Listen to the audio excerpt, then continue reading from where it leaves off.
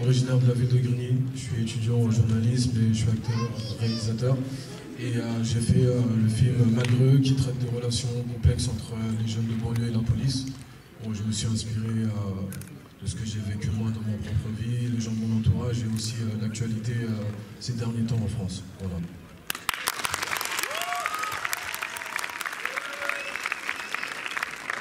Bonsoir, je suis Nathalie Landais, je représente le film Latine Babylone en fait.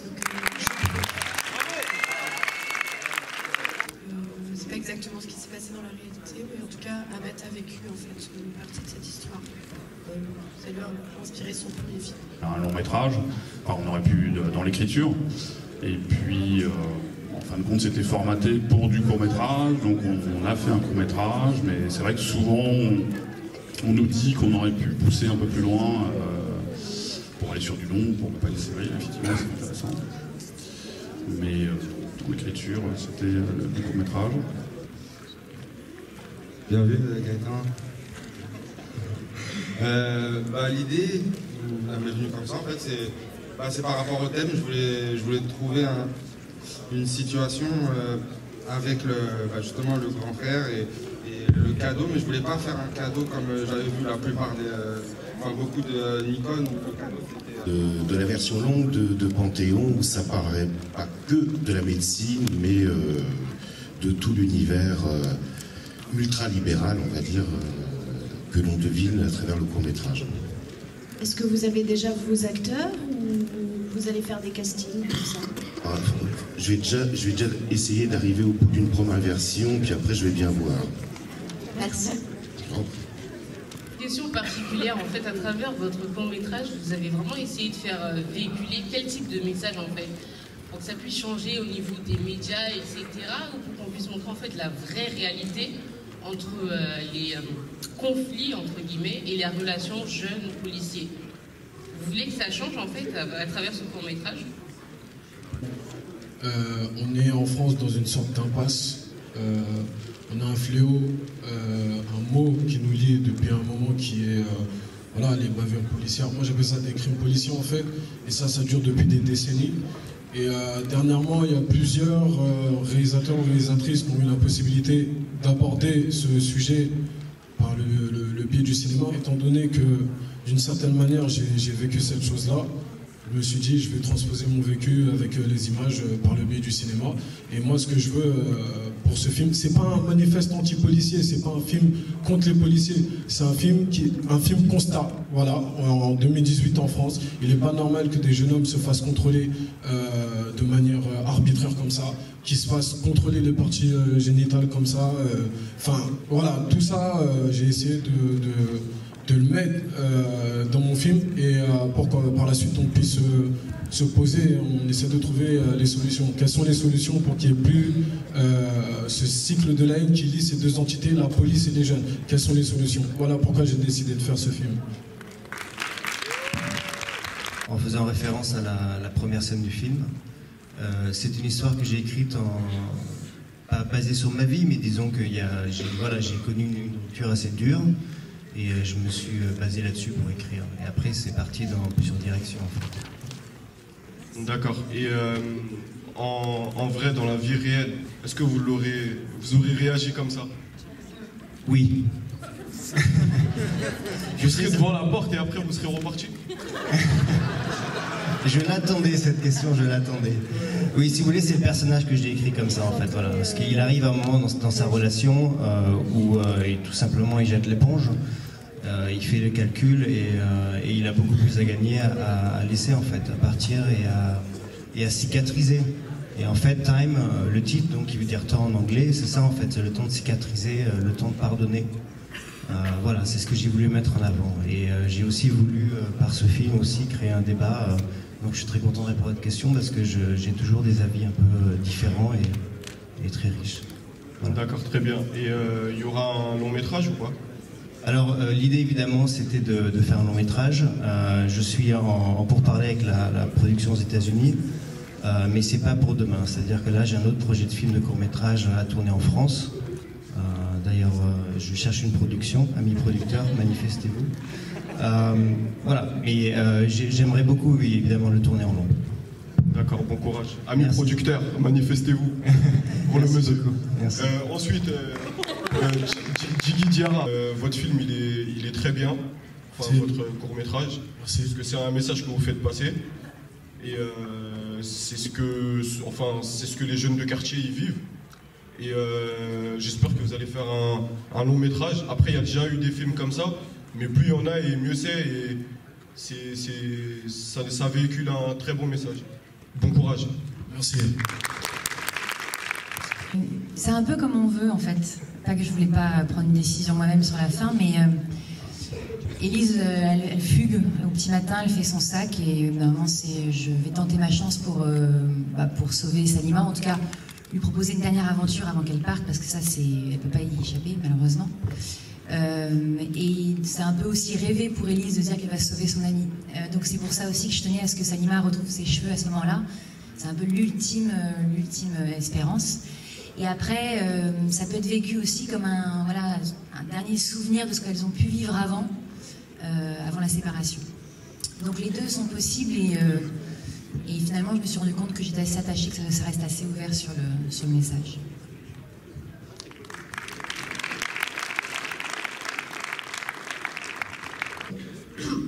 À la fin, en fait, le topographe, qui est le narrateur, en fait, à la fin, il meurt, en fait, il est tué.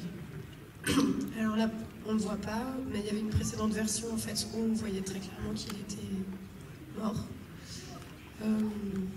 Après, c'est vrai qu'on n'a pas voulu, enfin, avec le réalisateur, on a souhaité ne pas appuyer, en fait, ce moment où on voit très clairement qu'il a été tué, en fait. Et la finalité, c'est ça. Désolée, j'ai pas trop de fois, en fait. C'est pas de souci. Et toujours j'ai une deuxième question, toujours pour Babylone. C'était, vous aviez dit que le réalisateur, il a vécu une partie du film, et je voulais savoir, enfin, si vous pouvez le dire, bien sûr, laquelle. En fait, il était ingénieur civil en Irak. Et il a traversé l'Irak, évidemment, il n'a pas vécu la dernière scène, qui est la scène la plus importante en fait, du film. Enfin, tout conduit à ce moment. Il ne l'a pas vécu, mais ça aurait pu se produire. Donc c'est la part de fiction en fait. Et tout le début, il a traversé l'Irak à 25 ans. Il a traversé ses checkpoints, il est allé manger chez des Irakiens. Tout ça, c'est des choses qu'il a vécues. Je sais que c'est un film qui a été très difficile à tourner. Est-ce que tu peux nous dire où il a été tourné, les difficultés, si tu as un petit peu encore de voix? C'est un film qui a été tourné au Maroc. Ce qui était très compliqué pour déterminer le lieu de tournage, c'était de trouver les comédiens. Des comédiens irakiens, et en fait on a tourné avec des comédiens marocains avec qui on a appris la langue. Mais il était difficile à produire, parce qu'il fallait trouver le bon endroit, les comédiens, les costumes, enfin, le budget. On avait un bon budget, mais en fait il nous manque toujours un peu d'argent. Et là en l'occurrence, tout devait être très crédible, et comme le réalisateur avait vécu en fait... avait vécu en partie cette histoire, il s'attachait vraiment à ce que tout soit très crédible. Et ça marche très bien, mais c'est vrai que les armes qu'on voit, elles sont pas chargées. Les impacts de balles, tout ça a été reconstitué en fait en effets spéciaux. Donc voilà, le plus dur c'était de faire en sorte que ce soit très crédible et qu'au niveau de la langue, en fait, que les comédiens puissent jouer dans la bonne langue, dans le bon dialecte. Et ça c'était le principal enjeu en fait de production. Aussi. Je voulais savoir si l'objet du film c'était ça, nous montrer aussi les deux souffrances, celle de la jeune fille qui est malade et son ami qui est obligé de l'accompagner dans ce combat. Au premier abord, je pense qu'appeler le film Salima, c'était pour moi rendre hommage à la vraie Salima, que j'ai connue quand j'avais 12 ans. Donc il y avait une volonté vraiment de la mettre... de rendre vraiment pleinement hommage à Salima. Et résultat, c'était c'était bien aussi pour moi, pour rester légitime dans ma façon de raconter l'histoire, c'est-à-dire de rester du point de vue d'Élise. Finalement, moi, dans les souvenirs, mais dans le traitement aussi des émotions, on ne parle pas souvent, je trouve, de ceux qui sont auprès des malades. Et puis surtout, je ne sentais pas du tout légitime de parler finalement de celui qui vit la maladie. C'est en termes d'émotion, en termes même de mise en scène du rapport avec les parents, c'est quelque chose, en tout cas, qui, voilà, pas que ça ne me parlait pas, mais que voilà, qui n'était pas forcément ce sur quoi je voulais m'arrêter. Donc il y a effectivement un hommage avec le titre et une volonté d'être à hauteur d'enfant avec Élise, pour être vraiment proche d'elle, avec voilà, ceux qui restent d'une certaine façon.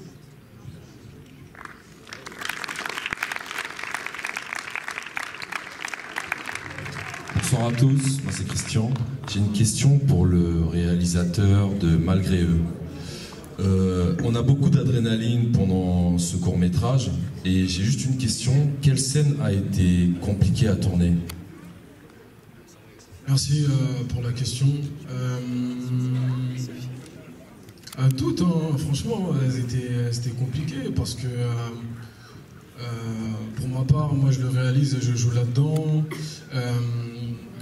Avec mes comédiens, de magnifiques comédiens, hein, je vous remercie encore d'avoir accepté de jouer dans mon film.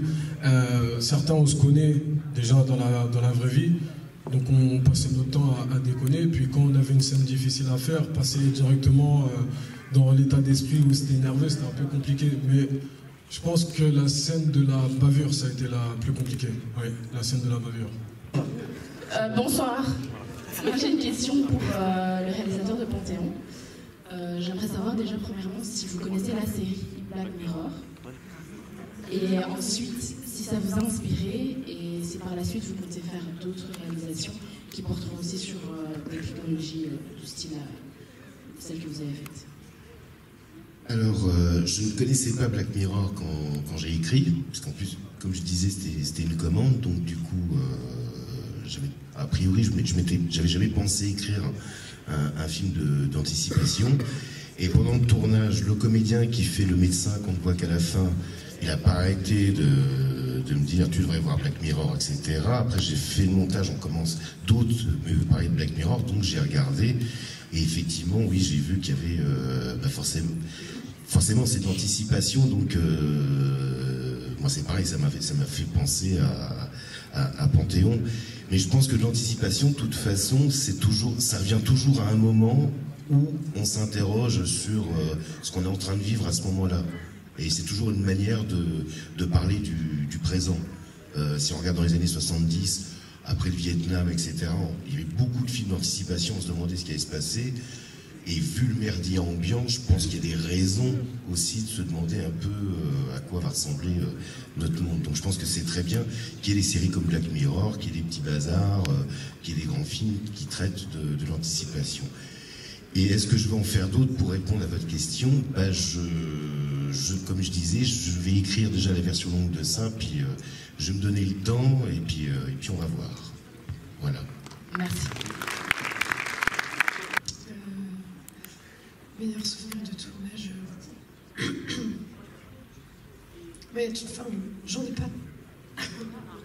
J'en ai pas en particulier. En fait, un tournage, c'est toujours une aventure humaine, des projets très différents à faire, des challenges à surmonter. Pareil, si peut-être le tournage en Irak m'a laissé au Maroc m'a laissé un assez mauvais souvenir, parce que la veille, enfin 2 jours avant le tournage, en fait, on apprenait qu'on ne pouvait pas partir avec une partie du matériel, et ça c'était vraiment super galère. Donc ça c'est un très mauvais souvenir. Finalement, ça en est sorti, mais en passant par train, bateau. Enfin, il s'agissait des batteries en fait de la caméra. Donc voilà, on a trouvé des solutions. Donc en fait, le bon souvenir, c'est qu'on trouve toujours des solutions. Il y a plein d'imprévus qui arrivent toujours à la dernière minute. Mais on trouve toujours le moyen de surmonter en fait ces imprévus. Moi, ça va être un très mauvais souvenir aussi. C'est par rapport au financement du film. Voilà, le cinéma, c'est très compliqué de faire des films, que ce soit en court-métrage ou en long-métrage. C'est le parcours du combattant. Donc moi, j'ai décidé d'aborder un thème compliqué qui peut être très rebutant pour des producteurs ou bref, pour pas mal de personnes.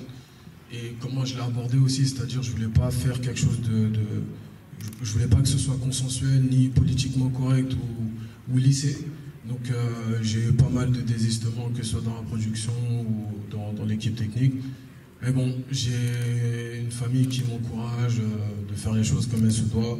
J'ai des amis en or, j'ai des gens qui me soutiennent depuis pas mal de temps maintenant. Ils m'ont poussé, je me suis donné à 120%, pas 100%, 120%. Et en même temps, j'ai lancé un appel à financement participatif via Ulule. Donc très vite, j'ai réussi à remplir la cagnotte grâce aux gens. Et j'ai réussi par la suite à convaincre une productrice de Renaissance High Paris d'être sur le projet. Donc on a réussi à faire le film dans de bonnes conditions. Mais ça a été très dur psychologiquement de rebondir. J'ai envie de dire c'est l'équipe, parce que c'est aussi une part primordiale dans le tournage d'un film, c'est que ça se passe bien dans l'équipe. Et c'est un peu ce que raconte le film, d'ailleurs, qu'il y ait une vision qu'on arrive à transmettre, même si on ne la voit pas forcément au départ, et que tout le monde ait envie de faire le même film, avec les qualités, les envies de chacun, et que voilà, ça fonctionne.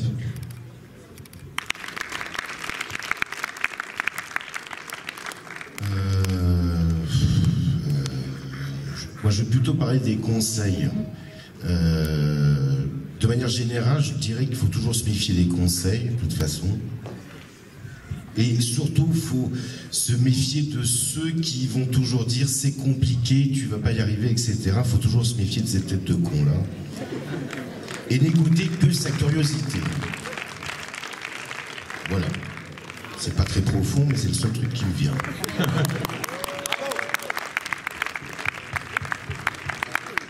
Moi aussi, je voulais parler, pas des conseils, parce que c'est mon premier court-métrage de fiction, du coup, j'ai pas assez d'expérience pour pouvoir vous conseiller, mais juste que si vous avez l'envie de faire ça, de la vidéo ou autre, un métier artistique, bah, comme il a dit, faut vraiment y aller et ne pas se dire que c'est impossible et tout.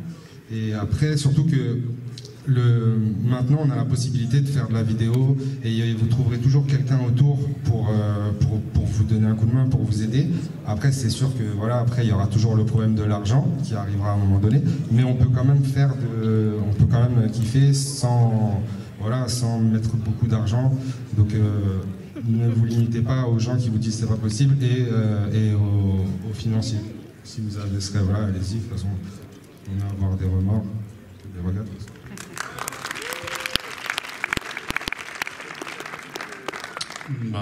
Pour moi, c'était plutôt pas mal de choses positives. Rien que le fait de pouvoir tourner, de concrétiser un scénario qu'on a beaucoup travaillé. On a travaillé beaucoup avec mon chef-op Lionel Perrin aussi à l'image. Quand tout le travail commence à se mettre en place le premier jour du tournage, forcément c'est du plaisir. C'était très dur physiquement et on n'avait pas beaucoup d'argent non plus, donc il fallait quand même se battre sur tout. Il y avait des personnes dans l'équipe qui n'étaient pas disponibles 3-4 jours avant, on en récupérait d'autres. Comme pour la plupart des films, c'est un combat, mais un combat positif. Et je crois qu'on croit dans les films, il faut vraiment se battre jusqu'au bout et pour arriver à concrétiser. Et puis c'est un plaisir de voir sur un grand écran à la fin son film. Donc plutôt du plaisir. Écoutez, des bons souvenirs, on a plein, des mauvais aussi. Comme vous savez, il y a toujours des problèmes techniques. Bon, je ne vais pas déballer là-dessus, mais voilà. En termes de bons souvenirs, drôles, j'en ai un. En fait, la scène de taxi qu'on a filmée sur le Brooklyn Bridge pour rejoindre Manhattan à Brooklyn. En fait, il n'y avait pas assez de place pour moi dans la voiture, donc je me suis mis dans le coffre. Voilà. Et j'ai regardé le moniteur dans le coffre dans la voiture avec le casque du son. Voilà. Excellent.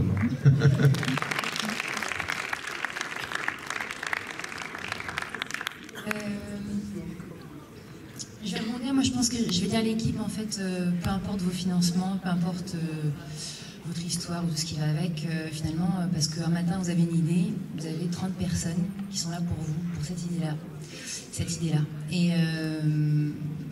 Et vraiment, indépendamment de tout contexte financier, je crois qu'il ne faut jamais l'oublier à tout point de vue parce que c'est juste génial, grisant, c'est énormément d'énergie, c'est énormément de générosité aussi. Et voilà, quoi, un film, on le fera jamais seul. Et ça, je crois qu'il faut l'oublier. Non, aux États-Unis. Enchaîne, non, remets Guillaume, remets, ils n'ont pas trouvé. Un indice. En fait, c'est un réalisateur qui a trouvé le film dans une bibliothèque. Il a lu l'histoire et après il en a fait un film. 12 Years a Slave. Bravo. Avec l'accent anglais en plus. On peut l'applaudir très fort.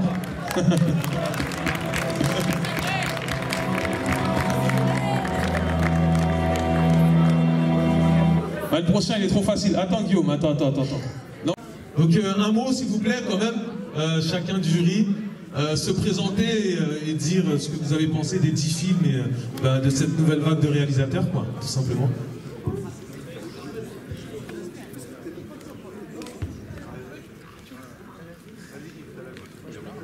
Bonsoir à tous. En tout cas, merci pour cette belle prestation. Voilà, à toutes et à tous. Au nom du jury, on tenait déjà à vous remercier pour ces beaux courts-métrages qu'on a pu visionner ce soir. Donc évidemment, on a pris du temps pour décider, puisque il y a eu pas mal de présentations qui nous ont fait en tout cas hésiter. Et on veut remercier pour tout le travail.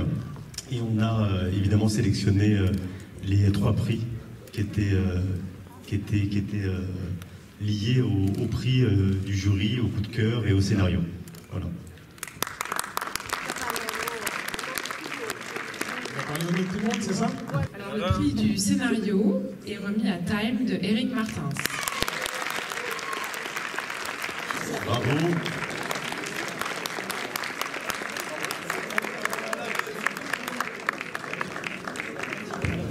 Écoutez, je vais la faire courte, merci. Écoutez, je suis vraiment très heureux. C'est la première fois que je reçois un prix en main propre et c'est ma première de ce film en France, voilà, à Paris. Alors le prix du coup de cœur revient à Latine Babylone de Ahmet Nezdet, qui est venu malgré son rhume du Maroc, en passant par l'Irak. Donc Nathalie, la productrice. Je veux dire un petit mot. Déjà, merci au jury. C'est notre 2e prix sur le film et je suis très heureuse pour Ahmed, pour la production. Je représente. Merci beaucoup. Donc on va passer maintenant au prix du public et on finira par le grand prix. Mais déjà, ce sont déjà des très beaux prix. Donc le prix du public. Est-ce que Benamar, je le dis ou tu le dis? Je vais te laisser le dire, mais ça m'aurait fait plaisir aussi de le dire, parce que c'est un réalisateur que j'aime beaucoup. Je suis depuis un petit moment, ou une réalisatrice peut-être, on ne sait pas.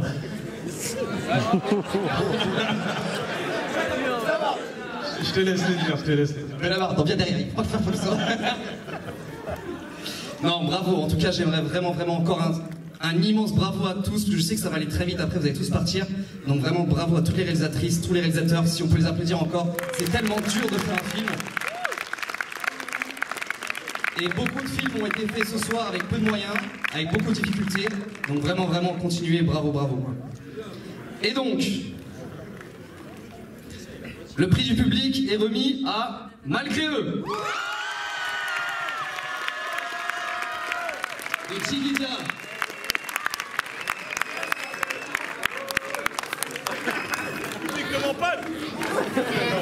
Au moment où il doit passer taper le petit pas dans West Side là, faut taper le pas dans West Side. Du coup pour lui s'il vous plaît.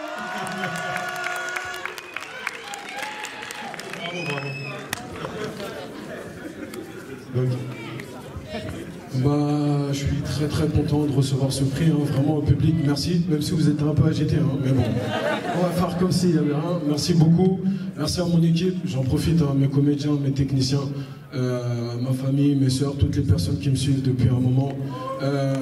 Merci à l'équipe Cinéma d'avoir organisé ce beau festival, félicitations à vous, on peut les applaudir je pense. Et encore une fois, voilà, je vous remercie parce que tout seul, j'aurais jamais pu faire ce film. Et voilà, hein, tout seul, on va vite, mais ensemble, on va plus loin. Merci à vous.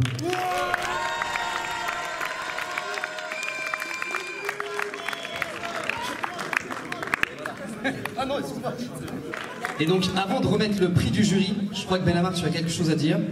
Je vais peut-être remercier aussi. Sachez qu'on a fait ce festival, cette soirée, cet événement aussi pareil. On n'a pas demandé de subvention, on s'est dit allez, on y va, on le fait avec l'amour du cinéma, mettre en avant des réalisateurs et réalisatrices. Mais on a eu quand même des partenaires qui nous ont aidés, comme pour faire le DCP, comme pour vous offrir, vous allez voir aussi tout à l'heure à la buvette, plein de choses qui font que ce festival-là fait ce qu'il est aujourd'hui, quoi. Merci à vous. Donc Benamar, je te laisse remercier. On ne remerciera jamais assez, donc je vais remercier une nouvelle fois. Donc What Film qui nous ont aidés pour réaliser les DCP. Je le répète, je le dire très fort. BD Holding et Wati Consulting qui nous ont offert et confectionné les magnifiques trophées. On peut les applaudir très fort pour ces trophées. Merci à eux. Team Solidarity pour les hôtesses.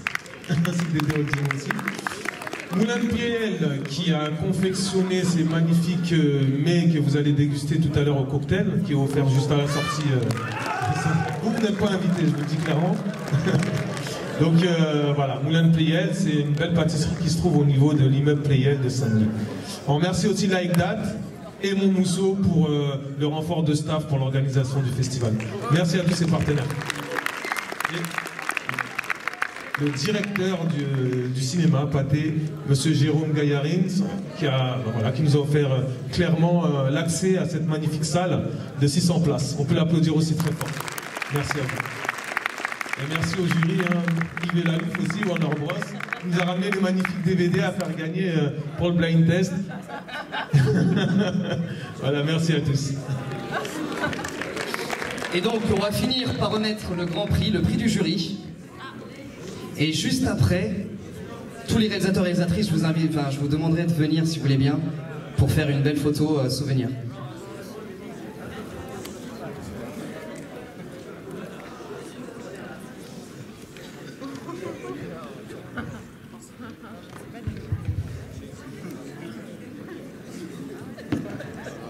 Alors, le Grand Prix a été remis à l'unanimité au film Panthéon Discours.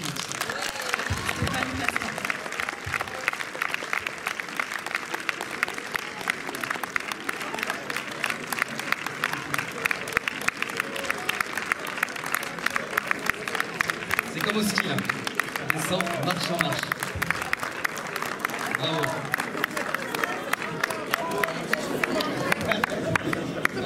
Eh ben, merci donc à chacune et à chacun de vous d'avoir prêté une attention à cette dystopie. Et puis merci aussi au festival d'avoir fait cette première édition, si j'ai bien compris, et d'avoir du coup sélectionné ce film. Et du coup j'ai une attention, une pensée particulière aussi pour toute ma belle équipe, ma troupe de ce film qui tourne maintenant depuis 1 an et demi et qui est en train gentiment de terminer. Et c'est toujours un plaisir d'être récompensé. Merci infiniment. Quelle belle brochette!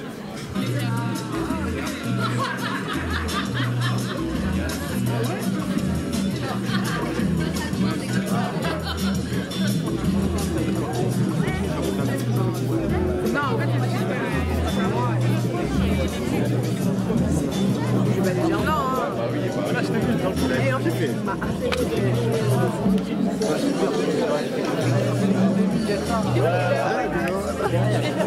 Salut, oui.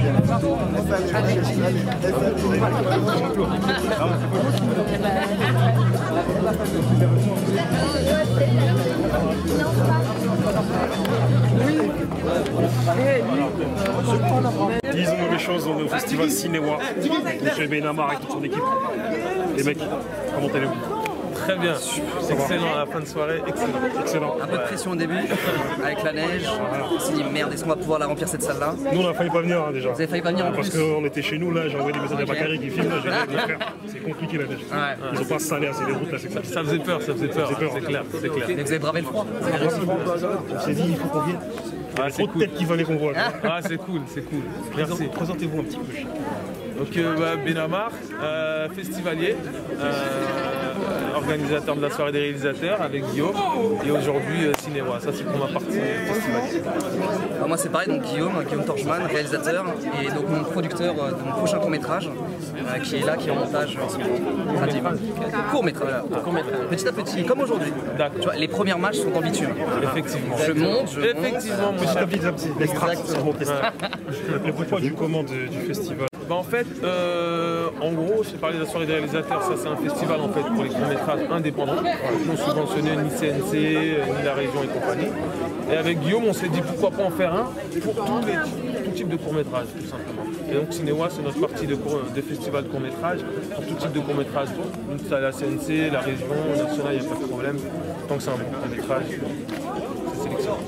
Exactement. On voulait mettre en valeur, voilà, en avant des réalisatrices, réalisateurs qui font des films avec peu de moyens et qui n'ont pas eu malheureusement le CNC ou autre, qui se démerdent. Et en l'occurrence, on essaie de les mettre en avant. Ce qui est vraiment intéressant en fait en voyant les films, c'est qu'on se dit qu'il n'y a pas de différence qu'on puisse faire entre les films qui ont des moyens ou pas. C'est un film que tu regardes, tu te dis, il faudrait avoir 100 000 euros quand tu aurais dit 100 000 euros de budget. Tu peux pas. Donc il y avait vraiment de l'investissement. C'est voulu qu'il y ait des termes controversés comme celui qui a gagné le Tiki Terra, qui a gagné le prix du public, c'est ça? C'est quand même un thème assez controversé, les rapports entre la police et les jeunes de quartier. Ouais. Nous après on a reçu 350 films et honnêtement on s'est pas dit tiens il faut qu'on fasse du buzz, qu'on parle de l'actualité. On a pris les films qui nous touchaient le plus, qui parlaient de notre quotidien. C'est pour ça qu'il y a eu beaucoup de drames ce soir. On n'a pas reçu beaucoup de comédies comme on disait. On n'a pas reçu de film comédie. Et donc on a mis. Et donc non, on a parlé avec. On a choisi les films tous les deux avec notre cœur et voilà, on s'est pas dit tiens, on a une thématique. Après pour revenir à celui de Jiggy Jara, je te dis clairement, c'est déjà celui-ci, on a été unanime, on a dit ok, Jiggy, on met de côté, il est sélectionné et dès que je l'ai vu, en fait à la fin je suis sorti avec des frissons. Un truc de fou. J'ai vu le truc à la fin du court-métrage, j'ai des frissons. Et c'est ça le cinéma en fait, ça te dégage des émotions, il faut que ça arrive à te. Et celui-là il a dégagé tellement d'émotions encore à 13 ans, je suis obligé de le sélectionner. Obligé. Et au niveau des, comment dire, au niveau des thèmes qui ont été abordés par rapport à Cinéwa, comme vous dites, il y avait peu de comédie. Vous ne dites pas que tous ces thèmes en fait reflètent quelque part cette réalité française aujourd'hui ou la réalité du monde. C'est-à-dire que c'est assez triste en vrai. Selon vous? Il y a quand même des messages d'espoir. On sait qu'il y a beaucoup de films tristes, mais beaucoup de messages, comme dans Salima c'est triste. On parle d'un enfant qui a le cancer et qui va décéder, mais ils ont tous apporté un message d'espoir. Je pense que même dans le film de Jiggy qui est badant à la fin ou autre, on sent que c'est quand même un jeune qui, dans le film en tout cas un héros, qui essaye qui est ami avec un mec de la BAC, qui essaye malgré tout, qui n'est pas figé sur les flics, c'est comme ça. Voilà, je pense que c'est pas manichéen, c'est pas blanc ou noir, il a essayé. Et je pense que ça se reflète dans tous les films. Quelle est la suite des événements? Là en tout cas pour le festival on a la soirée des réals qui va reprendre normalement au mois de juin. On va lancer bientôt un appel à film et donc on va lancer ce thème là. Là en tout cas la soirée des réals c'est vraiment interdiction d'avoir une moindre subvention. Là on a laissé un peu plus ouvert en mettant des films avec et sans subvention. Déjà pour ça et puis après dans notre projet personnel nous on a le court-métrage là qui va bientôt être monté, on va tenter les festivals avec. On va tenter d'être aussi parmi les festivals comme Cinéma. Donc je t'enverrai le DVD et tu me diras si je peux faire partie. Je vais y réfléchir. La soirée des réals. Donc voilà. Merci à toi. Merci à vous d'être venus. C'est normal, on est obligé. En plus avec Jiggy, on ne cache pas qu'il vient de grigner. Ah bah oui, c'est normal. La famille. Hein. Ils nous ont envoyé des messages WhatsApp, on a dit brave la neige. En tout cas on vous remercie et puis la soirée des réals. Soirée des réals au mois de juin. Donc vous pouvez aller sur le Facebook, soirée des réalisateurs et on va mettre bientôt l'actualité Mais quand même, le film que vous produit ou réalisé, enfin les deux. Alors là, il est déjà produit, il est déjà réalisé. Ah, il est déjà réalisé. Il est en montage. Tout à fait. Ouais, il est en montage. Non, parce que monsieur a un visage qui m'intrigue. Et le film a l'air. Si le film est comme son visage, ça va être un bon film. C'est ça. Ça va être je vous remercie. Merci à toi. On est ensemble. C'est parti, nous, Oui, on va trouver un endroit. Nickel.